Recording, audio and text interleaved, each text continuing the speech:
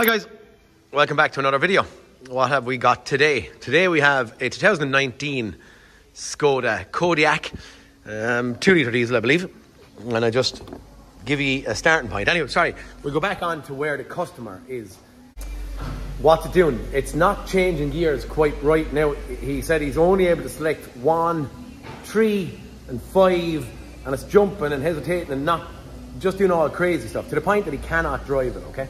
So what we are concerned with today is potentially a gearbox related fault. Now this thing is a DSG, so she's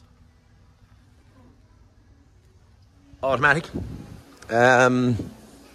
He has a couple of faults in there. I'm not concerning myself with a couple of the other faults. All I'm actually really concerning myself with today is, so we have in here, we have data bus error value received. We have invalid data received from vehicle dynamics control module.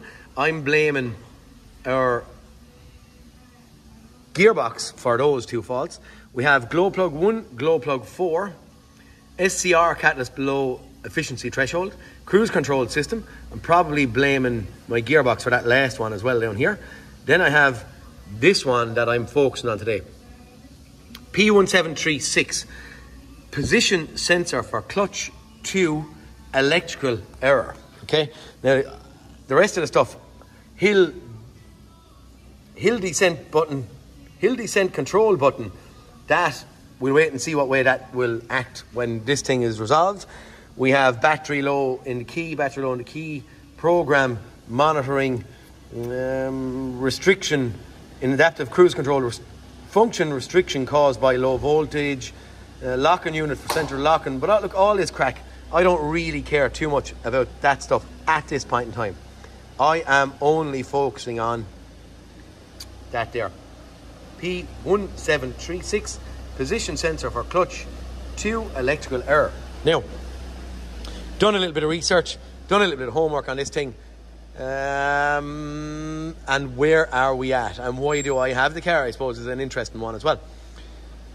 The actual inside in the Mechatronics unit on the front of the gearbox, there is, what we call it, a circuit board, a control panel, whatever you want to call it, and there is position sensors in there that fail in these things, only from bulletins on Diagnose Dan and seemingly a very, very common failure. Now, the actual owner wanted to get this done by the dealers, and the dealers said, it was about 6 months, 7 months after he had bought it, so it's out of warranty. They said that it's not available. So the circuit board that's inside in that joke, they said cannot be got. You could be 6 months waiting for it, and if you're 6 months waiting for it, well, he said, what do I do while I'm 6 months waiting for this? Because I can't drive this car. So when I was talking to the dealers, lo and behold, this circuit board is not available at all. But when we done a little bit of digging, done a little bit of inquiring, I said money doesn't come into this situation. What's coming in is speed and this car getting back on the road. There is a part number. We can see part numbers. But what have I bought? What he could get for me within 3 days, if I desired to go that way, was the whole Mechatronics unit. See, can I get this out with one hand? Okay. You kind of have to be a little bit careful with these yokes, isn't it? Now, I've never done one of these before. I believe that there, or is it on the other side? It's on the other side. I believe that there is the circuit board part that they're talking about. So the bit that's stuck on the back of the Mechatronics unit. Now, this is an OE. It's Skoda bought VAG part and a whole unit. But the whole unit, as he said there, is available, but it's about 1,000 or 1,300 euros more for the whole unit. But this outweighed waiting for just that component. Now, I have seen videos online where lads can take off this circuit board and they can, I believe they're in there, they can solder out that little position sensor out of it and re-solder in another one. But that's not what we're doing today. What we're actually trying to do is I'm trying to get the car up in the air, this yoke up in the sky, and then once it's up in the air, I'm hoping that we can get this renewed out fairly fast. I'm going to suggest that something like these solenoids control these little yokes. They're kind of like a what would we call it, a crankshaft position or some kind of sensor. So I'm suggesting these little solenoids are going to be controlling these two position sensors. Not many of these videos online. There is if I see non-English speaking videos and I try to get subtitles on it, and I don't know if I'm not much good at YouTube or what, I couldn't get subtitles up there for these things. So the information I have, this thing is drowned and wet in oil as well. So I'm presuming that the reason they put it in this and in a bag is because they actually bench test this with oil flowing through it somewhere or somehow or something. Don't even know what the heck is going on, but I'm assuming that all that oil is from this being bench tested to make sure everything is okay. Right, we're going to get this car up in the air. We're going to try and get in and get the Mechatronics unit out of it, and I'll show you where I'm at. I have the under trays taken off at this point in time, but all this is to get rid of our 1736 fault here, okay? Going to get in, do a little bit of assembly, and I'll show you where I'm at. Okay guys, sitting in underneath this thing, as I said, my trays are off down here. I have the battery disconnected up above, and there is our Mechatronics unit. Seems to be fairly easy to pull off. Two little nuts on a bracket here. We've just 4 bolts sitting into it. The actual wire and loom head's in there.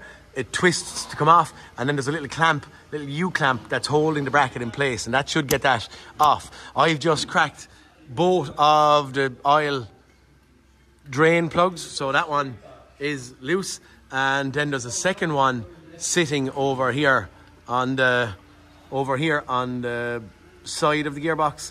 I'm assuming that maybe just empties a little section that's sitting in there. There is a little oil, what will you call it? Oil straw, I don't know, there's a word on it, but a little straw type yoke that fits up there to get our oil level right. Once I pull out that oil will bedo out of this thing, okay? But that's it. I'm going to start with that. I'm going to pull out the 4 bolts here and the clips and stuff up here and try and get guys.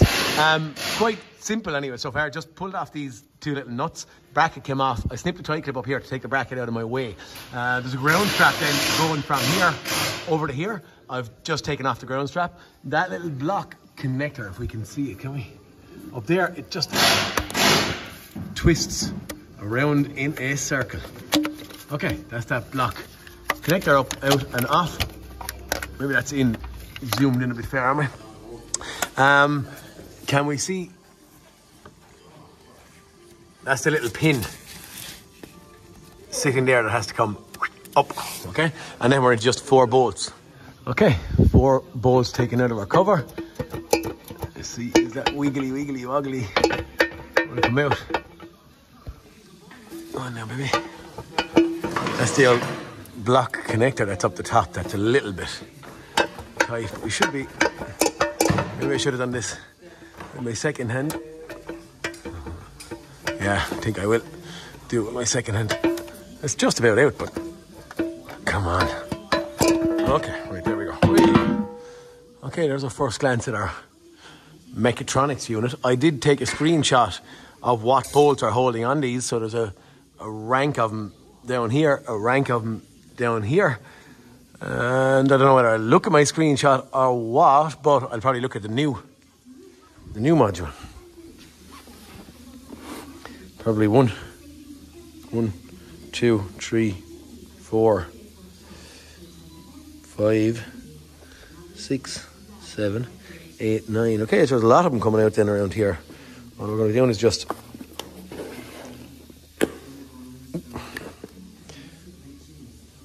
a whole lot of them have to come out of this thing. Okay, every bolt that's in there nearly has to come out. Okay, we're going to do that. We'll pull them out, see will this thing come out anyway. Easy. I must have a look at block connectors and just see is there anything plugged onto the back of this thing or anything. Don't think there is, but we'll verify as well. All right, I have run out the rank of bolts and fearful that I could break or snag something. I actually didn't record it, but once the bolts were taken out, as we said there, 1, 2, 3, 4, 5, let me go around, 6, 7, 8, 9. I don't know if I counted that one. Previous 9 or 10 of them, is it? 1, 2, 3, 4, 5, 6, 7, 8, 9 of them. Once those 9 bolts are out, there is nothing connected to this thing. It just and came out. Sitting down there, my oil drainer, which is quite black and dirty, but it is sitting there and all worked out fairly easy. What I do see in here, if we can see with my light, in there, I just have a little cotton buds that I have, and I do have little shards of kind of, I don't know what I call it, saliva, dirt, little bits of metal. So I'm going to clean up these items. I had the same in there. There we go. Can I see it? In here. And in there I had the same. So I'm just using my little cotton buds here to just clean up these things, just to make sure everything's going to be as it should be, okay? But again, that was a really easy swap out or interchange. So hopefully this is simple enough. Now I'm putting in this thing. This thing is coded to the car. I'm fitting it in there. I have been talking to technical helpline that I have, and my technical helpline said that this thing is coded but only doable to recode it by the dealers. The dealers I didn't go to or want to go to, but I'm using or trying a RAID pass-through device that has dealer level information for doing this VCDS and all that. They said is not able to do it, so it's RAID I'm going to do. But my instruction from RAID that I spoke to about this is fit my new unit in here.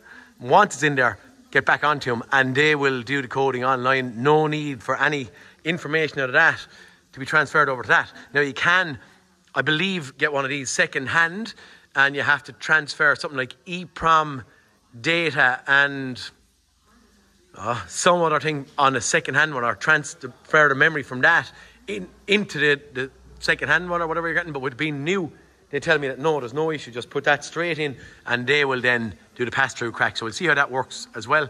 I'm going to refit it. We'll fill it with oil and we'll get it up to temperature. Maybe I'll show that. Okay, again off camera, lads, I lifted up my new module just purely for fear that I was going to be trying to hold and sit in, but there's absolutely nothing to it. It's just sit it up.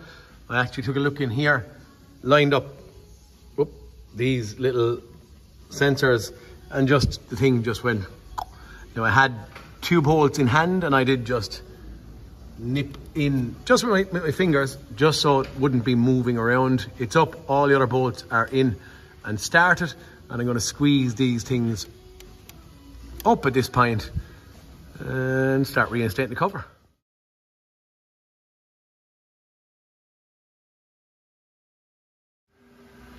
Cover fitted back on, our little clamp fitted back on, the ground cable sitting across, and I have a couple of tie clips put back onto that little wiring harness coming along onto that bracket there. Next thing I'm going to do is reinstate my 2 drain plugs. The little filling tube here, it's actually a size 8 socket for it. I'm actually putting my little size 8 socket into it, sorry. Okay, so that goes up. What that is for is it actually sits up into the gearbox, and what it does is it basically fills the gearbox to the top level of that tube, okay? That's got in, I'm just going finger tight, all right? It's in, and oil for this thing. I got the oil off the dealer as well. So I have oil sitting there. So you can see a number on that. 3, 6, 7 litres of oil. All we're going to do is, once the drain plug is in here, we're going to fill it up here until we get all 7 litres in. We're then going to put in our bunk plug, close it, going to go in, start the car, run through the gears and try and get this oil up to temperature. Once it's up to temperature, we're going to take back out the bunk plug and drain plug and leave whatever residue over and above what the gearbox needs come back out, okay? We have all our bits and pieces tightened out there. We have I've refitted our battery terminal, the negative battery terminal, off camera. We're going to get in, and this is now about checking the oil level. So what I'm actually doing is going to start the car. I'm going to run through all the gears, park into reverse, neutral, drive, back to neutral, back to reverse, back into park. And at that stage then, we'll bring the car back up in the air and we'll figure out our oil level. Okay, car started, brake pressed. I'm going to cycle through my gears. Reverse, neutral, drive, back into neutral, back into reverse, back into park. Okay. the autel was plugged in, so I'm leaving the autel in it for now, okay? I'm actually going to do, whether it's right or wrong, I'm going to do a quick erase of our fault codes. I'm then going to go in and have a look at our engine oil temperature, and then I might just try the VCDS just to see, can I do this without anything here. We're getting in here and just have to get our level right anyway first. Before we do anything, we're going to live data. Just see, can I find blue parameters. We'll go temperatures. Okay. Transmission fluid temperature here. I actually need that. Show selected. I need that around, I think it's around 35, 36 degrees. So I'm going to leave this car idle here until that gets to 35 degrees, and then at that stage we'll bring it back up in the air. The little filling tube is to be 2 rotations out to get the correct level. Then we'll put that back in, put another drain plug and lock it, okay? I'm going to wait for a few minutes until this gets up to temperature, and we'll see where we go at that point. While I'm waiting for my gear oil to get up to temperature, as you saw there, I had a lot of lights on the dash. Everyone that works on these Volkswagens and Skodas, Audis will know that once with the battery disconnected, steering angle initialization there, all you have to do is one full lock to the right hand side, one full lock to the left hand side, and then back to the center, and that'll make your steering angle lights go away. So we get, I'm going to clear once again while the car is running, and it should get rid of my steering angle calibration, I'm hoping. Okay. This is a fault we had, but we're hoping that we're going to be able to, well, I'm debating on it's 4:30 on a Friday evening. I don't know if I'm going to be able to get the raid crowd to plug into this thing at this point in time, or I might actually try them and see if they're online. I might go and leave them plug in and leave them do their with this thing, rather than even trying at 4 o'clock or 4:30 on Friday evening with my own VCDS. If they're not there, I may go along and I may try it myself with VCDS if they can't do it. If they can, brilliant, whippy do. Don't need to own this problem right now. Get the car done, dusted and out the door. So we are gone. Our steering angle end calibration or initialization is gone. We're now into that. Transmission control unit locked. Data bus error received. So hopefully we'll get rid of these. Our P1736 is gone. Our position sensor fault. So we're on the right run. We're basically now, I'm only waiting for my oil level to get up to temperature. Sorry, my oil temperature to get up to 35 to 45 degrees. 35, 36 is what I'm going to be happy with. Once we're there, we get the level right. Once we have the level right, then we can start going again. We're getting there. It was at 18 a few moments ago. We're at 20 now. I'm just going to sit here and leave this thing idle for a while, and at that point it should warm our engine oil, and once we get up to 35 or 6 degrees here, I'm going to be happy enough to get in, get our level right, and go from there. Slow pot to boil, but we have 37 degrees now, as I said, between 35 and 45, so we're going to run up in the air and check our oil level. Okay, oil temperature within spec. Take out that drain plug, leave the residue come out of it. I had 7 litres, I put in about 6 and a bit. Car's running at this point in time. I believe that thing is meant to be out 2 turns, so all the way around there's 1, 2.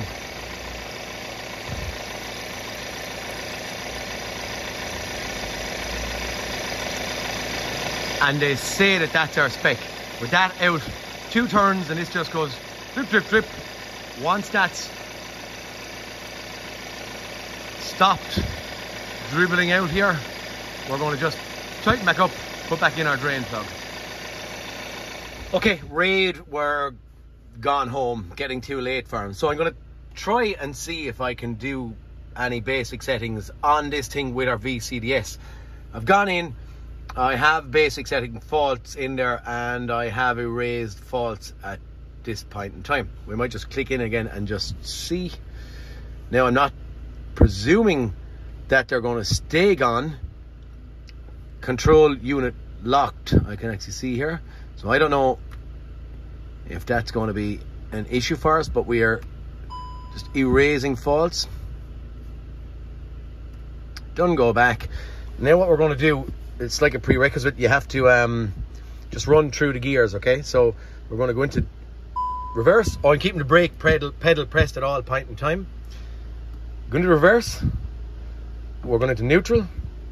We're going into drive. We're going over to manual. We're going to go through the gears. So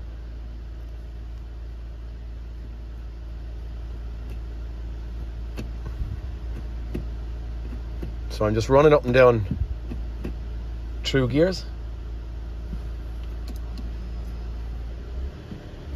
So we're in first, second, back over, back up, and back into park. Okay, we're done at that point. We're now going to go into basic settings. Drop down menu up here on the right hand side.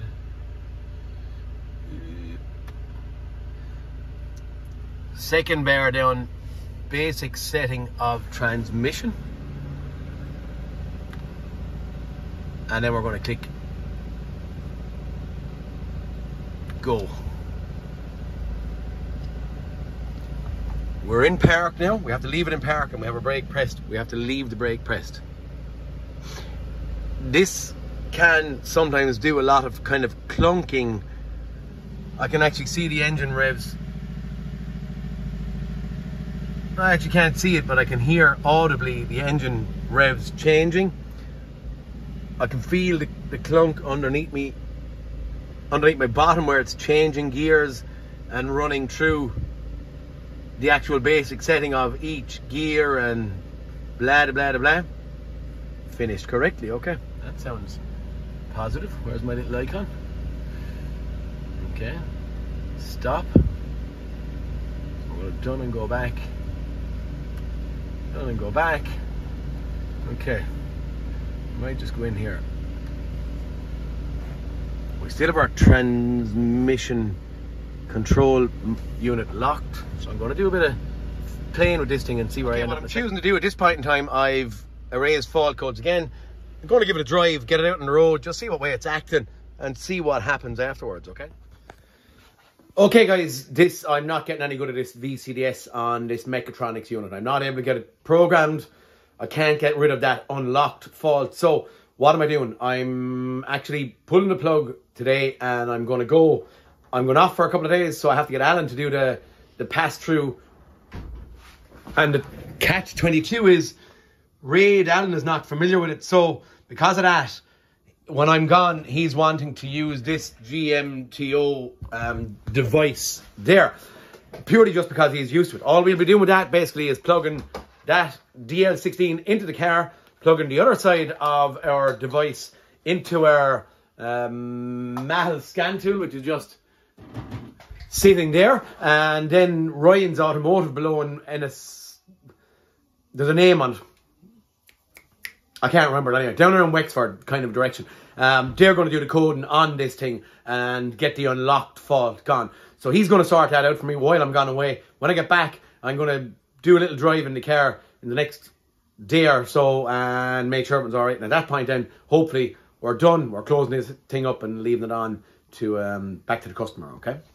Okay guys, whip-be-doo, after being out for a drive, I'm back, and lo and behold, we have our transmission clear as a whistle. Engine management is gone. I'm not saying that the engine management faults won't come back. Don't know what was happening here with our electric driver status malfunction. Don't really mind at this point in time. I'm only concerned here with our gearbox. And when I was out on the road, I was just making sure that I had, you know, like the automatic release handbrake and changing gears as we should do. We're changing gears as we should do. Maybe I should get out for a drive and show you this thing driving, and yeah, just close it up, send it back to the customer. I'm happy. I have a relatively clear tree. For now anyhow. And we'll see where we end up. Okay, guys, just a little fast show and tell. We're getting all our gears. I'm